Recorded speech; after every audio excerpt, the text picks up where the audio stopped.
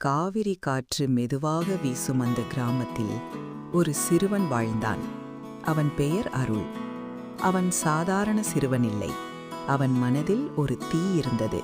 அநீதியை பார்த்தால் அமைதியாக இருக்க முடியாத தீ. ஒரு நாள் பழைய நூலகத்தில் தூசி மூட்டிய ஒரு புத்தகம் அவன் கையில் விழுந்தது. அந்த புத்தகத்தின் எழுத்துகள் சாதாரண வார்த்தைகள் அல்ல, அவை ஒரு புரட்சியின் குரல். அந்த குரல் சொன்னது, அச்சமில்லை, அச்சமில்லை, அச்சமென்பதில்லையே. அந்த வரிகள் எழுதியவர் மகாகவி சுப்பிரமணிய பாரதி. அந்த ஒரு நிமிடம் அருளின் வாழ்க்கையை மாற்றியது. பள்ளியில் நடந்த ஒரு அநீதி. ஏழை மாணவன் தவறில்லாமல் தண்டிக்கப்பட்டான். மற்றவர்கள் அமைதியாக பார்த்தனர். ஆனால் அருள் அமைதியாக இருக்கவில்லை. அவன் உள்ளத்தில் ஒரு குரல், பயம் மனிதனை அடிமையாக்கும். அடுத்த நாள் அனைவரும் நிற்கும் பள்ளி மைதானத்தில் அவன் முன் வந்தான். கல்வி எல்லோருக்கும் சமம். அவன் குரல் நடுங்கவில்லை. அந்த நிமிடம் ஒரு சிறுவன் பேசவில்லை, ஒரு தலைமுறை பேசத் தொடங்கியது. வீட்டில் தந்தை கவலைப்பட்டார். படிப்பை பாதிக்காதே என்றார். ஆனால் அருளின் கண்களில் பயம் இல்லை. அவனுக்கு தெரியும், உண்மை பேசுவது தவறல்ல. அவன் நண்பர்களுடன் சேர்ந்து சமத்துவம் என்ற சுவரொட்டி எழுதியான்.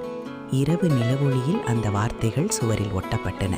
அந்த சுவரொட்டி ஒரு காகிதமில்லை, அது ஒரு மாற்றத்தின் விதை. மாணவர்கள் ஒன்றிணைந்தனர். உண்மை வெளிச்சத்துக்கு வந்தது. அநீதி செய்தவர் பதவி நீக்கம் செய்யப்பட்டார். அந்த நாளில் அருள் வென்றதல்ல, நீதி வென்றது. அவன் அங்கேயே நின்றுவிடவில்லை. பெண்கள் கல்வி பெற வேண்டும் என்று பேசினான். வீடு வீடாக சென்று பெற்றோரிடம் கேட்டான். ஒரு பெண் கல்வி கற்றால் குடும்பம் உயர்வடையும். மெல்ல கிராமம் மாறத் தொடங்கியது. ஒரு இரவு அவன் கனவில் ஒரு உருவம், வெள்ளை வேஷ்டி, தீவிர பார்வை, ஒரு கவிஞரின் ஒளி. பயப்படாதே என்ற குரல். உண்மை பேசும் மனிதன் ஒருபோதும் தோற்க மாட்டான். அருள் விழித்தபோது அவன் கண்களில் கண்ணீர் இல்லை, ஆனால் தீ இருந்தது. காலம் சென்றது. அந்த சிறுவன் ஒரு சமூக தலைவரானான். அவன் ஒவ்வொரு பேச்சையும் முடிப்பான். அச்சமில்லை, மனிதன் பயத்தை வென்றான், உலகம் மாறும்.